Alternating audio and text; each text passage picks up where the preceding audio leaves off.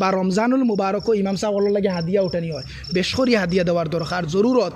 যেহেতু ইমাম সাহেবর পরিয়াল আছে, ইমাম সাহেবর আলে আউলাদ আছে, আপনি আমি সমস্ত বৎসর রোজা মাস সহ আলে আউলাদ পরিয়াল লইয়া বাড়ির মধ্যে কিতা করিয়া ইফতার করিয়া রোজা রাখিয়ার না নেই, কিন্তু ইমাম সাহেব হলে কিতা কররা মসজিদের মধ্যে বেলেগ জায়গাত রইতে আর আউলাদ বাড়িত ঈদের সময় বিশেষ করে আবার বাদে দেখা যায় বাড়িত আউলাদে খান্দিতরা ঈদের কাপড় লইতে পাররা না, ঈদের রেশন খরচা বাড়ির মধ্যে ইমাম সাহেবে যতটুক জরুরত নিতে পাররা না, যার দরুন ইমাম সাহেব নির্যাতিত।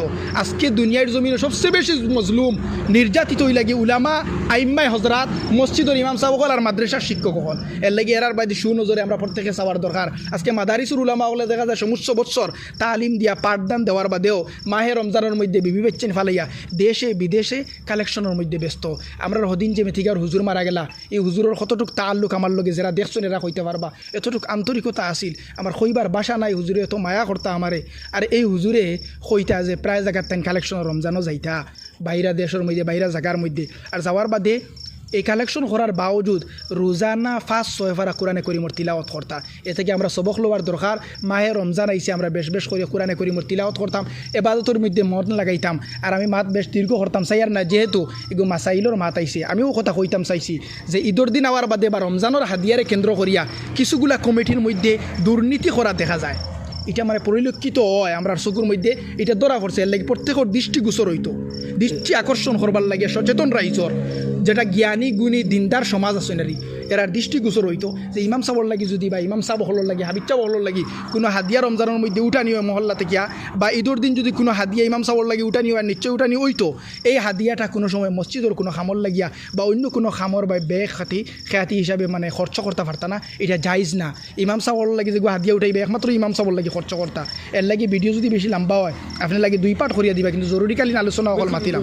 আপনি কোনো প্রশ্ন তাহলে করতে পারেন।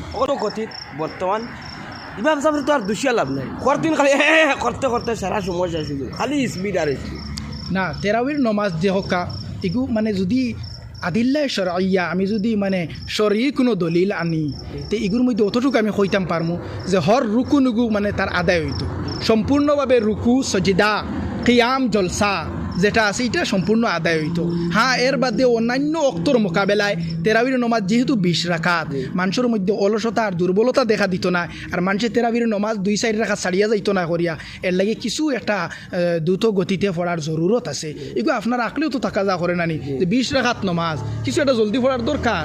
এর লাগে কিছু জলদি ইমাম সাহেব পড়াইবা, এগুলোর মধ্যে অভিযোগ আনিয়া লাভ নাই। তবে রুকু সজদা রীতিমতো এটা আদায় হইতো সম্পূর্ণভাবে, যেটা তা দিলে আরকান আছে এগুলো সম্পূর্ণভাবে আদায় হইতো। এর দ্বারা তো লেহনা যদি লেহনা কপি হইতে পারে, কোরআন তো আয়াত ছাড়ি দিলা যদি কোনো ভুল হইতে ইগু না লেহনে জলি যদি সই সেও কোরআনে করিম এমনি তিলাওয়াত করেন নামাজের বাহিরে। আপনি হকিকত মাত কইলে উলামা আকল দিলে স্পিড পড়লে ওয়ার সম্ভাবনা আছে না নাই? আমি কই যদি লেহনে জলি ভুল ওইয়া থাকে ভাই ও বুঝার চেষ্টা করুক যে লেহনে জলি যদি সয় ওই নামাজের বাহিরে তে কোরআনে করিম তিলাওয়াত করা হারাম। আর নামাজের মধ্যে যদি লেহনে জলি হইতে নামাজ ফাসিদ, এর লাগি নামাজ ফাসিদ হইলে তো নামাজ দুয়ার দরকার। এর লাগি লেহনে জলি হওয়ার হয়তো সম্ভাবনা আছে, কিন্তু লেহনে খফি প্রত্যেক রইব। লেহনে খফি থেকে বাঁচিবার কোনো মায়ের ভূতর ক্ষমতা নাই, কিন্তু লেহনে জলি থেকে আমরা প্রত্যেক বাঁচা লাগবে। এতে উলামা ওকার আওয়াম আম জনসাধারণ সময় আপনি তো নিজেও বহুত মসজিদে নামাজ পড়েন, আপনি এর লাগি তো সরি নজরে আমি ও কথা কইলাম যে যেটা তা দিলে আর কান যেগু আছে সম্পূর্ণরূপে রুকু সজ্জা আদায় যদি সই হয়ে যায়, মানুষে যদি তসবিহ হাতকে সুন্দরভাবে সহিভাবে আদায় করতে পারে, এই সময়টা ইমাম সাহেব দিলাইতে যথেষ্ট হইব আলহামদুলিল্লাহ আমি মনে করি। জি, উপকৃত হইলাম হুজুর।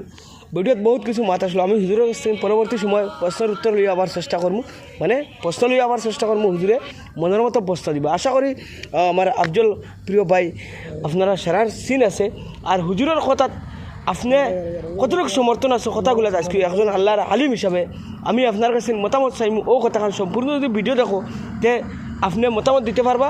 আর যদি ফার্স্টে দেখিয়া যাও যদি এই অন্য বাইর উপকার বা সহায় করার লাগেন ভিডিওটা একটা শেয়ার বাড়ি দেওয়া করি। আশা করি ভিডিও দেখে দেওয়া লাগেন। সব ধন্যবাদ। আসসালামু আলাইকুম। ও কথা কইতাম যে গোল্ডেনে বালা বালা কন্টেন্ট হল, বালা বালা ইনফরমেশন হল, আপডেট হল ইসলামর উলামা ইসলামর স্কলার হল উলামা থেকে লইয়া দেন।